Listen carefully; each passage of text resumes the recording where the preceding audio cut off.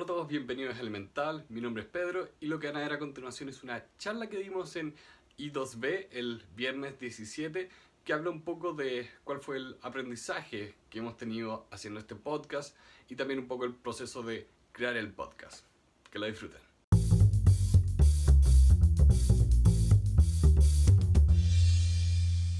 Bueno, muchas gracias por recibirnos. Yo había venido ya varias veces como observador, así que es un honor estar acá de charlista. He visto que a veces hace ese formato de que la persona exponga y lo interrumpen o dejar las preguntas para el final. Nosotros, como armamos la presentación un poco más comprimida, dejamos las preguntas para el final y dejamos de hecho mucha información fuera de la presentación para que fluya de mejor manera. No sé si quieres agregar algo. Un solo dato, no sé por qué toda la gente cuando lee eso, en vez de leer elemental en español, lee elemental como Benjamín, pero cosas raras que pasan. Elemental como elemental, mi querido Watson, de ahí viene la cosa, digamos. Fue una ardua sesión de brainstorming. Así que, démosle. Ok, un poco como les decía Benjamín, esto partió como un proyecto paralelo a las cosas que hacíamos, partió por la pasión que teníamos por aprender, pero todo eso tiene un origen porque bueno, las personas no nacemos espontáneamente con ganas de aprender específicamente esto. A un nivel personal, partió el 2012, ahí ni siquiera conocía a Benjamín, estaba en la Adolfo Ibáñez y un profesor me mostró esto de acá, que puede que algunos lo hayan visto, puede que no. Esta es la animación que hicieron de la charla de Ken Robinson de Do Schools Kill Creativity? Ken Robinson después hizo una charla TED respecto a eso, es de las más vistas.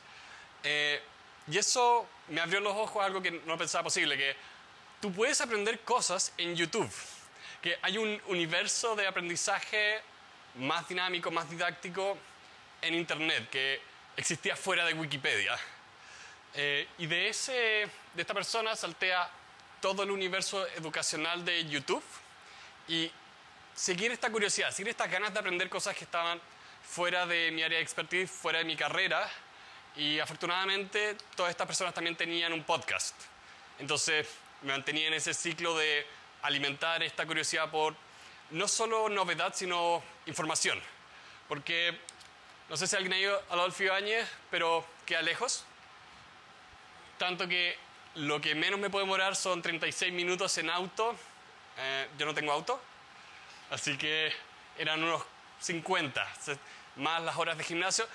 El punto es que yo estaba constantemente con audífonos en el oído, escuchando podcasts, escuchando ideas e innovación y descubriendo este mundo de aprendizaje con estas tecnologías diferentes. Y lo que logró a lo largo del tiempo es despertar un poco esas ganas del aprender por aprender, aprender fuera de las restricciones del mundo académico que te exige tener notas, te exige evaluaciones. Acá era simplemente seguir mi interés. Yo, contando mi historia también, solamente para que entiendan el contexto, yo vengo de un lugar muy distinto. Yo, como podrán ver, soy un niñito de abogado, súper nerd. En el colegio era una persona que lamentablemente estaba pegado a los libros constantemente. Leía muchas novelas, era una persona que me encantaba como la lectura como medio. Pero me encontré con un pequeño obstáculo bien contraintuitivo. Me metí a estudiar leyes. Y el derecho, aunque ustedes no lo crean, mata mucho la lectura. ¿Por qué? Porque te obligan a leer tanto y de un solo tema que te da una lata leer después. No sé si alguna vez les ha pasado que comen mucho de algo y después ya no les gusta ese algo. Bueno, me pasó lo mismo. Partí por el mismo lugar. Partí leyendo montones, entré a Derecho y me encontré con toneladas de libros. Y les estoy hablando toneladas. ¿Han escuchado ese típico como mito de que los abogados leen mucho y memorizan? Bueno, es verdad. Mi primera prueba, 600 páginas, dentro de un mes. Todo de memoria, palabra por palabra. Terrible. Cuento corto, odié la lectura. Entonces dije, chuta, ¿cómo lo hago? Estoy en un mundo, en un medio que me encantaba leer, pero estoy apretado. ¿Les ha pasado ese sentimiento de no me da para seguir? Entonces dije, busquemos otro rubro, otra cuestión, otro tema para no estar saturado todo el día pensando en derecho, sábado, domingo, estudiando para la prueba, que el profesor te va a matar y no sé qué. Entonces dije, ¿por qué no empiezo a leer de otros temas? Nada que ver, ingeniería comercial, negocios. Después se me ocurrió leer biología, me volví medio loco, que la gente me miraba con un libro de microbio y la gente decía, bueno, lo perdimos. Entonces en ese proceso dije, exploremos otra oportunidad, exploremos otro tipo de libros. Y ahí me fui reencantando con la no ficción. Y me pasó una cosa bastante entretenida porque en este camino yo tenía dos posibilidades que muchos de nosotros tenemos, no sé si alguna vez les ha pasado, pero uno llega a la casa y está Netflix por un lado llamándote, así que Netflix es tu gran enemigo, la productividad, que te quiere comer. Y por el otro lado estaba este como libro no ficción donde yo podía aprender algo nuevo. Y me empecé a dar cuenta personalmente una cosa muy rara, que ¿en verdad tenía tiempo o no tenía tiempo? ¿Le quería dedicar estos minutitos a ver la película, la serie? ¿O se los quería dedicar a esto que parece mucho más fome, pero que cuando terminas el libro estás mucho más feliz? Entonces, ese pequeño camino me fue llevando a empezar a leer cosas que no fueran derecho, a propósito, y empezar a encontrar esos minutos. No sé si les ha pasado, Pedro, por ejemplo, pasaba 1 hora yendo a la universidad. Yo también.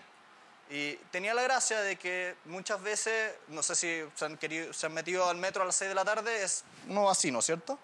Por lo tanto, lo que yo hacía era ser un poquito más contracíclico. Hacía media hora de espera después de la universidad y leía algo. Y después me iba más relajado, sentadito. Otra experiencia en el metro. No sé si les ha pasado a ustedes dejar pasar un poco para poder meterse a ese lugar. Entonces, empecé a jugar con estas dos cosas. ¿Cuál era mi prioridad? ¿Se la quería dar a esto o se la quería dar a esto otro? Y con una trampa que los invito a explorar todo en su vida personal. Hay veces que han querido hacer cosas y no tienen tiempo, ¿cierto? Pero en realidad, ¿qué estaban haciendo con ese otro tiempo? Y en ese camino nos pasó algo bien extraño. Pedrito iba por un lado con el mundo del audio, los podcasts son como radios online que ustedes pueden escuchar en sus celulares, y yo venía con el libro anticuado, grande, gordito. Lo curioso es que de alguna forma empezamos a conversar de estas cosas que hacíamos, porque a los dos nos encantó aprender más allá de lo que estudiábamos y tratar de convencer al otro de que se cambie de bando. Yo lo único que quería era que Santiago escuchara los miles de podcasts que yo le mandaba. De hecho, creo que ahora estoy escuchando 12 a la semana.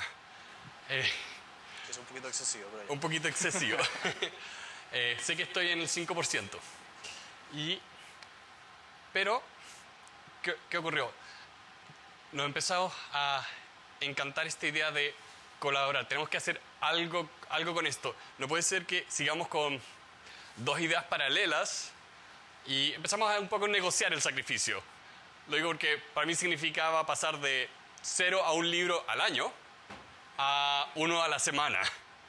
Y caso real, Santiago me regaló un libro que yo le dije mira, Santiago, vi esta charla de este libro de curiosidad, suena genial. Mes siguiente, Santiago me lo regala. Año siguiente, yo lo termino. Entonces, muy mal agradecido este cabrón. Sí. Y porque las ganas necesitan el trabajo de por medio. Y por lo menos a mí me pasaba que tenía ganas de aprender con esta lectura, pero me faltaba la motivación extra. Y lo curioso fue que al final del 2016 estábamos como, ¿qué hacemos? Y algo que en retrospectiva se ve bastante obvio, porque están los dos símbolos en el mismo cuadrado, pero al final del 2016, principios del 2017, decimos juntar estas dos cosas. Yo leo, tú escuchas un podcast, vamos a hacer nuestro podcast de libros. Y eso fue un siguiente proceso de aprendizaje, porque no era solo el leer por aprender, era aprender lo que queríamos hacer. Era, ¿cómo exactamente se hace un podcast? Que tiene toda una serie de desafíos técnicos, pero también tiene un desafío más personal, por ponerlo de alguna forma. Es la parte subjetiva de esta persona habla bien, habla entretenido, podemos mantener el ritmo semana a semana, porque estuvimos en un proceso iterativo muy, muy rápido de las primeras 10, 20 semanas de qué queremos decir, cómo lo vamos a decir, discutíamos eternamente cuánto tiempo queríamos que durara el podcast. Y en todo esto íbamos descubriendo temas y temas y temas distintos, porque cada libro tenía que ser del género que se llama no ficción, tenía que ser algo distinto para no ser repetitivo, tenía que llamarnos la atención y ser capaces de tener una discusión agradable respecto a eso. Y también teníamos que ser capaces de grabar eso de manera que sonara bien, porque para que lo sepan, lo más importante de cualquier medio audiovisual es la parte auditiva, porque la gente puede aguantar un video con una mala resolución. Mal audio duele, literalmente duele, es una experiencia desagradable. Y por suerte yo tenía este micrófono, que es el Blue Snowball, lo había comprado por mis hobbies de hacer videos, y como teníamos el problema de que esto es un micrófono individual, tuvimos que hacer la inversión al Blue Yeti y nos cambió la vida, porque nos podíamos poner uno frente al otro y simplemente hablar y el micrófono pescaba todo perfectamente y subió la calidad y subieron las views con eso también. Y entonces estaba la parte de hablar, estaba la parte de grabar y después estaba también la parte de aprender a usar esto, aprender a usar una herramienta de edición de audio. Y no solo eso, porque rápidamente pasamos de, ok, vamos a hacer el podcast, eso es solo audio. No, espera, no es solo audio. Esto tiene un logo, esto tiene toda una estética, esto tiene posibilidades de hacer videos. Entonces, en un par de meses pasamos a todo el set de Adobe. Y, bueno, probando, experimentando cómo podemos hacer esto entretenido, cómo podemos hacer esto mejor, con qué la gente responde y cómo podíamos efectivamente aguantar el ritmo de, muy bien, vamos a leer 200 páginas a la semana, vamos a tener que grabar, eso eran 2 horas, después teníamos el tema de, ok, eso es de editar 3 horas, hacer un video 3 horas más, era aguantar el ritmo de iteración y estudio al mismo tiempo. Y dentro de eso está el tema de difusión y marketing. ¿Cómo armamos esto? ¿Cómo hacemos que la gente nos escuche pensando que ninguno de los dos tenía experiencia real en marketing digital, armar una audiencia, armar una plataforma? Creo que todavía no podríamos decir que somos influencers, pero tratamos de jugar el juego y Instagram fue una buena experiencia en el sentido de que fue un desastre, porque pusimos mucho tiempo de dedicación en que creciera esta plataforma. Empezamos a decir, oye, tenemos estas ideas, tenemos estos libros, es cosa de sacar un párrafo y hacer una quote. Y podemos anunciar por acá que hicimos un capítulo nuevo. Y creció Instagram. Pero cuando empezamos a ver el flujo, ahí pueden adivinar qué pasó. Nadie saltaba de Instagram al podcast. Y esos fueron unos temas que tuvimos que aprender más rápido, de cuáles eran las plataformas que teníamos que ponerle nuestro tiempo. Twitter tenemos menos personas, creo que nos siguen casi que 10 personas, pero todas estas 10 personas siguen los links de las publicaciones cada vez que lo hago. Y de Instagram saltamos a YouTube, que en un momento se nos ocurrió decir, el podcast está creciendo bien, estamos en iTunes, estamos en todas las tiendas posibles, ¿qué pasa si lo subimos a YouTube? No nos costaba nada, era cosa de tomar el audio, ponerlo en un fondo, y sorprendentemente encontramos éxito, porque, claro, en retrospectiva suena lógico, YouTube es la plataforma gigante, es, si no me equivoco, el segundo buscador más usado del mundo. Entonces, la gente llegó, la gente simplemente llegó, y fue genial cuando tuvimos nuestros primeros haters, que todavía no sé qué querían decir con lo que nos escribieron, pero sé que era feo. ¿Y por qué destaco esto? Porque cuando llegamos a este volumen, que cuando partimos desde cero, claro, 4.000 personas parece mucho, en estándares de YouTube no es mucho. De hecho, para que se hagan una idea, para poder recibir plata de YouTube, tú tienes que tener 4.000 horas reproducidas, 1.000 suscriptores. Y este es nuestro avance. Vamos un poco más de la mitad en cuanto a horas en un año, 370 suscriptores, pero eso fue suficiente para generar un cambio acá. Patreon lo armamos al mismo tiempo que armamos la plataforma de YouTube, y es un lugar donde la gente puede donar directamente a creadores de contenido que ellos aprecian. Tú puedes pagarle a la persona cuánto quieres que reciban. Y hace un par de semanas empezamos a recibir el primer crecimiento orgánico, que, claro, 3 personas, $8, no es mucho, no les voy a mentir, no es mucho, pero la emoción de que alguien, sin que lo conociéramos, nos donara desde Perú, es una experiencia. Y también, nuestros costos operacionales son de $9 al mes. Subir las cosas a Podbean son $9 al mes, así que recibir 8 es genial. Y recalcando un poco también lo que decía sin avanzar tanto, el pensar un poco cuáles son las plataformas y la gente que está en las distintas plataformas. No es la misma persona la que ve Instagram, la que ve LinkedIn, la que ve YouTube o la que ve Facebook. De hecho, los rangos etarios son muy distintos. Uno le pregunta a una persona de menos de 25 años y no tiene LinkedIn, no existe. Y tú le preguntas a todos sobre 25 años y casi todos tienen. Entonces, es muy entretenido ver cómo nosotros cometimos un grave error en Instagram porque creíamos que era una buena plataforma, estaba como de moda, nos seguían 500 personas, pero eran puros niños de entre 16 y 17 años y definitivamente no estaban ni ahí con escucharnos. Entonces era muy entretenido ver cómo cuando uno hace difusión tiene que achuntarle al lugar donde está tu audiencia. ¿Cuál es tu público objetivo? También, entonces, nosotros estamos aprendiendo en eso. Sí, la audiencia de los podcasts, el 60% de la audiencia de podcasts tiene sobre 23 años y de hecho, mientras sube el nivel de educación, sube la probabilidad de que escuche un podcast. Tengo varias métricas de ese estilo, pero realmente la audiencia de podcast es una audiencia más madura, con alta educación y también con mucha disponibilidad para pagar, porque los auspicios de podcast se pagan muy, muy bien. O sea, 100 veces más lo que te pagan en YouTube.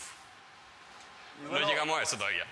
Algún día. Algún día. Entonces ha sido un proceso bien entretenido, como dos personas relativamente distintas, de mundos distintos, intentaron crear lo que yo llamaría una especie de hábito.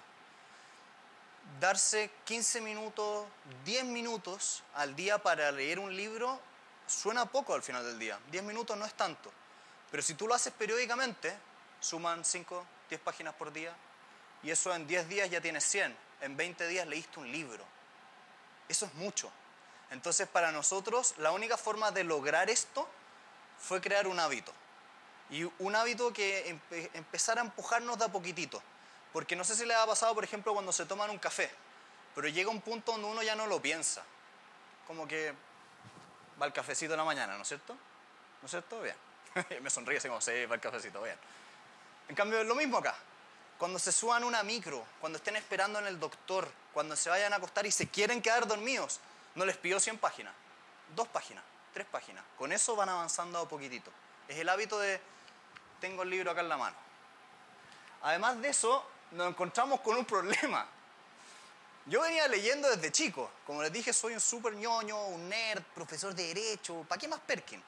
Entonces, el otro hombre que tengo acá al frente, la anécdota que les conté es cierta. Le regalé un libro y se demoró un año en leerlo. Y era un libro de 200 páginas, chiquitito. Entonces, veníamos con un ritmo muy distinto y eso nos generó cierto problema. Porque cuando tienes dos personas con hábitos muy distintos, hacerlos coincidir igual es difícil. Entonces, tuvimos que llegar a ciertos como acuerdos. Por ejemplo, nunca pasarnos de las 200 páginas a la semana, porque si no, moríamos. Y cuando teníamos libros más largos, 300, 400 páginas, de hecho, la primera vez que nos pasó esto fue con un libro que se trataba del liberalismo. 550 páginas. Mi querido hombre aquí murió. Sufrí mucho. Sufrió ya con eso. Y con estas letras, ¿se han fijado esas letras como esos párrafos gigantes, sin espacio? Así. Entonces, esa es la cara, ¿no es cierto? Bien, esa es la cara. Entonces, ¿qué hacemos en ese caso? Acortemos. Hagamos el hábito y no lo perdamos, pero seamos sinceros, muchas veces en la vida cuando abarcamos mucho, poco apretamos, ¿no es cierto? Además de eso, les queríamos dejar 3 lecciones que hemos aprendido a través de este proceso y una invitación. Primera lección, muchas veces el problema de la falta de tiempo para nosotros se transformó en falta de prioridades. Para mí, en vez de ver un episodio de Netflix de, no sé, lo que sea, de La Casa de Papel que está de moda ahora, me leía 10 paginitas. Y con eso, 1, 2, 3 veces y ya tenías la mitad de un libro. Entonces, la invitación no solamente con la lectura, sino con cualquier proyecto en general. Muchas veces no es un tema de tiempo, es un tema de prioridades. Y no lo digo en el más sentido, sino como asignémoslo. Lo segundo, una segunda gran lección que vimos es que leímos libros de todo tipo. Desde, como pueden ver, astrofísica, negocio, derecho, que mi pobre Pedro casi se muere, física, filosofía, uno de ficción, psicología, y nos empezamos a dar cuenta de una cosa bien curiosa. Cuando ustedes leen libros de no ficción, como adultos, se van a fijar que la gran mayoría de ellos te invita a aprender. Y nos topamos con dos cosas bien entretenidas. Una señorita que se llama Carol Dweck y una que se llama Angela Duckworth. Son dos psicólogas de Harvard secas. Y lo que hablaban era que las personas que son las que más aprenden son las que tienen una mentalidad de crecimiento. ¿Y qué quiere decir eso? Es la invitación a que si todos ustedes creen que pueden aprender y está en su ADN de que no importa la edad que tengan, pueden seguir aprendiendo, van a aprender mucho más y esto es lo interesante, van a obtener muchos más logros. Eso es muy interesante. Entonces la invitación es, no importa que ya no estén estudiando en una universidad, pueden aprender ya sea por el audio, podcast, videos o un libro. Pero la invitación es, sigamos aprendiendo, da lo mismo la edad que tienen. Y es una invitación súper genuina porque a mí me da mucha pena ver a mis compañeros de leyes que dejaron la carrera hace un par de años y nunca más tomaron un libro de nada. Van a la pega y vuelven a Netflix. Y pucha que son felices cuando dicen, oye, aprendí algo nuevo.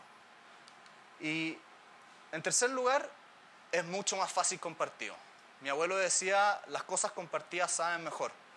Y cuando están intentando hacer algo difícil como leer, tener a alguien con quien decirle, oye, ¿sabéis que voy medio atrasado? Ya, pues apúrate, weón. Ya, vamos que se puede. Hace harto la diferencia. No sé si sea su pareja, su hijo, su amigo, da lo mismo. Pero si quieren abrir un nuevo hábito o hacer algo, pedirle a alguien ayuda para rendirle cuentas, decirle, voy bien con la dieta. ¿Sabéis qué? No me voy a comer el chocolate, felicítame. ¿Viste? Y ahí se ríen, ¿viste? Bien, eso. Va a ir bien. Y lo termináis pasando bien porque funciona. Si tienes a alguien que te dice, oye, no te comas el chocolate, ¿cómo te hacía esa cuestión? Funciona. Y por último, una invitación. Nosotros, leyendo muchos libros, llegamos a una conclusión bien entretenida, que no intentemos ser expertos de todos los temas. Con solamente ser exploradores de temas nuevos, logramos aprender tanto, ser tan felices. Nosotros no somos expertos en astrofísica, no somos expertos en derecho, bueno, en teoría, o en teoría, o de física o de filosofía, para nada.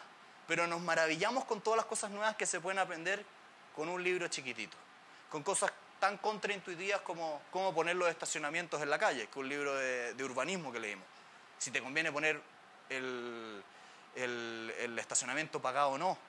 Si te conviene, por ejemplo, comer o entregarle antibiótico a tu hijo. ¿Qué problemas tiene eso? Son pequeños detalles. No somos expertos, para nada. Pero somos exploradores. Así que con eso le damos muchas gracias.